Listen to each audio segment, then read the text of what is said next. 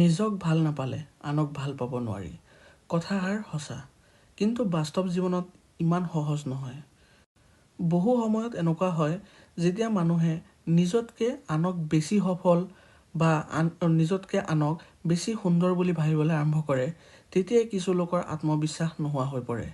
নিজকে ভাল পোৱাটো নিজৰ বিকাশত বিনিয়োগ কৰাৰ দৰেই। আপুনিও নিজেই নিজৰ জীৱনৰ দিশ নিৰ্ণয় কৰিব পাৰে, অৰ্থাৎ আপুনি নিজেই সিদ্ধান্ত ল'ব পাৰে যে আপুনি কি কৰিব পাৰে। আপোনাৰ অনুভৱ, ব্যক্তিত্ব আনৰ লগত তুলনা কৰিব গ'লে আপোনাৰ হীনমন্যতা বৃদ্ধি হ'ব পাৰে। আপুনি নিজে কি হয় সেইজনেই হওক আৰু নিজকে ভাল পাবলৈ শিকক। নিজক ভাল পোৱা মানুহ স্বাৰ্থপৰ নহয়।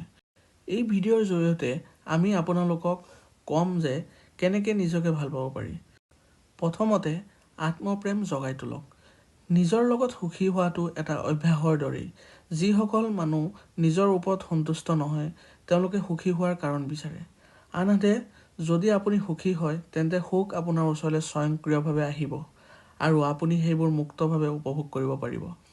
যেতিয়া এজনে নিজকে ভাল পাবলৈ শিকে, তেতিয়া তেওঁ আনকো ভাল পাবলৈ আৰম্ভ কৰে আৰু তেওঁ লোক যিদৰে আছে তেনেদৰেই গ্ৰহণ কৰে। একেদৰে নিজৰ শক্তি আৰু দুৰ্বলতাৰে নিজকে গ্ৰহণ কৰি সুখী হওক।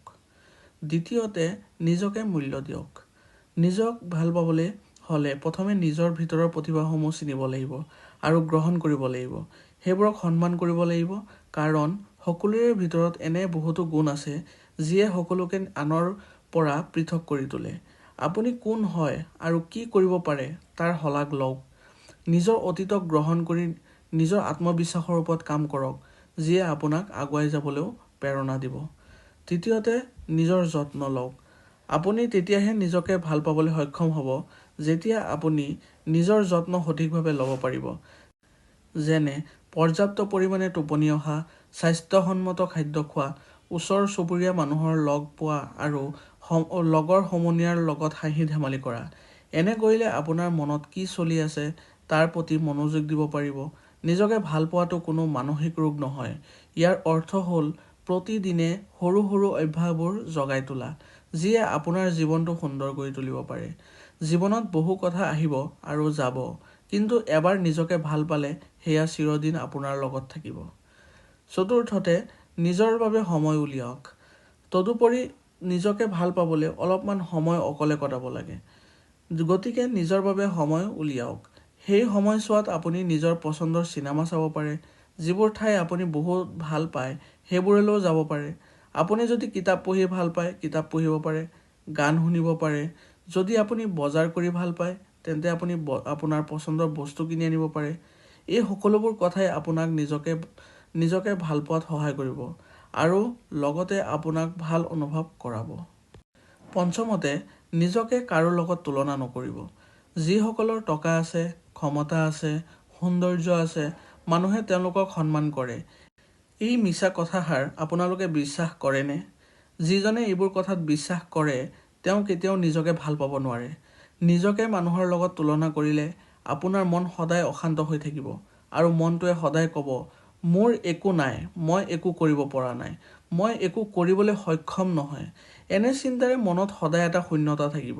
সেয়েহে কাৰ কি আছে, কাৰ কি নাই, কোনে কি কৰিলে, কোনে কি পালে, তাক লৈ কোনো ধৰণৰ গুৰুত্ব নিদিব। কিন্তু আপুনি কি পাইছে, আপুনি কি কৰিব পাৰে, সেইবোৰ কথাতহে বেছি মনোযোগ দিয়ক আৰু সুখী হ'ব। সেইবোৰ চিন্তাধাৰা কৰিলে আপুনি সুখী হ'ব। আপোনাৰ সামৰ্থ্যক আপুনি বিশ্বাস কৰক, আপোনাৰ ভাল হ'ব। ষষ্ঠতে, নিজৰ শলাগ লওক। সমালোচনাৰেই আমাৰ অন্তৰ্নিহিত অনুভৱবোৰক শ্বাসৰুদ্ধ কৰি পেলায়। একে সময়তে নিজৰ শলাগ ল'লে মনত আত্মবিশ্বাস বৃদ্ধি পায়। গতিকে যেতিয়াই সুযোগ পায় তেতিয়াই নিজৰ প্ৰশংসা কৰক। আপুনি ইয়াক সৰু সৰু কথাৰে আৰম্ভ কৰিব পাৰে। যেনে নিজকে কৈ থাকিব যে আপুনি অনন্য, কিন্তু যদি আপুনি এবাৰ এই কাম কৰা বন্ধ কৰে তেন্তে ই একেবাৰে কাম নকৰিব। সদায় নিজকে নতুন নতুন বস্তু চেষ্টা কৰিবলৈ উৎসাহিত কৰক।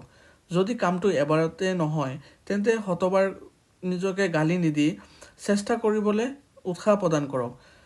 মনত ৰাখিব, নিজৰ শলাগ লোৱাৰ অৰ্থ এইটো নহয় যে আপুনি নিজৰ ভুলটো সঠিক বুলি মানি লৈছে। সপ্তমতে, নেতিবাচক চিন্তাৰ পৰা আঁতৰত থাকক।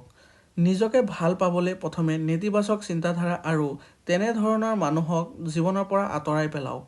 সকলো সময়তে আপোনাক নিৰাশ কৰা, আপোনাক মিছা কথা কোৱা, অনবৰতে আনৰ কথা কোৱা মানুহৰ পৰা আঁতৰি থাকক। এনে চিন্তা আৰু মানুহৰ কাৰণে কিছু সময়ৰ পাছত আপুনিও আত্মসন্মান আৰু আত্মপ্ৰেম দুয়োটাই হেৰুৱাব। গতিকে কেৱল সেইসকলৰেহে বন্ধুত্ব কৰক যিয়ে আপোনাক প্ৰেৰণা দিয়ে, আপোনাৰ ভুলৰ সঠিক পথ দেখুৱায় আৰু সঁচাকৈয়ে আপোনাৰ শ্ৰেষ্ঠতা বিচাৰে। অষ্টমতে, নিখুঁত হ'বলৈ চেষ্টা নকৰিব। বহু সময়ত মানুহে নিজকে নিখুঁত নহয় বা আন মানুহৰ তুলনাত নিজৰ কাম নিখুঁত নহয় এনে চিন্তাধাৰা থকাটো ভুল। সদায় মনত ৰাখিব যে এই পৃথিৱীত একোৱেই নিখুঁত নহয়। সকলোৰে মাজত ভাল বেয়া দুয়োটা আছেই। সকলোৱে ভুল কৰেই। কিন্তু সেই ভুলবোৰৰ পৰা শিকি লোৱাটোৱেই হৈছে নিজকে উন্নত কৰাৰ দিশত আগবাঢ়ি যোৱাৰ একমাত্ৰ উপায়। গতিকে নিখুঁততাৰ দৌৰত অংশ লোৱাৰ পৰা বিৰত থাকক। ই কেৱল হতাশা আৰু নিজৰ প্ৰতি নেতিবাচক চিন্তা সৃষ্টি কৰিব। সদায় নিজকে উন্নত কৰিবলৈ চেষ্টা কৰক, নিখুঁত হ'বলৈ নহয়। নৱমতে, সুখী হ'বলৈ চেষ্টা কৰক।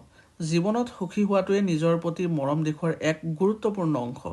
নিজকে সুখী কৰিবলৈ বা সুখী কৰি ৰাখিবলৈ এনে কাম কৰক যাৰ ফলত মন আৰু আৱেগ ভাল থাকে বা ভাল লাগে। কিন্তু বহু সুখ নিৰ্ভৰ কৰে জীৱনক ইতিবাচক কৰি তুলিবলৈ কৰা প্ৰচেষ্টাৰ ওপৰত।